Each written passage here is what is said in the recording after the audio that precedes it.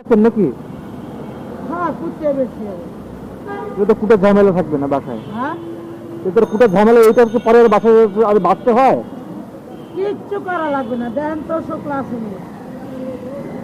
ও তাই তো। আচ্ছা ঠিক আছে। আর এই যে পানিতে রাখছি না, হ্যাঁ। পাঁচটা উঠে দেন, পঁচিশে লতি। অনেকে লতিতে গলা ধরে না, হ্যাঁ। এটাতে গলা ধরবে না। এই পানিতে চুবে রাখার কারণে। হ্যাঁ, এই যে আমি কুটতেছি, হ্যাঁ। এই কুটা শেষ হবে, আমি এটা রুজু উঠে এলাম, ও তাকে উঠে এলাম।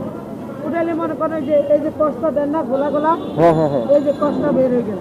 ও এই কারণে আর মুখে জ্বলবে না। না, গলা খাইতে হবে না।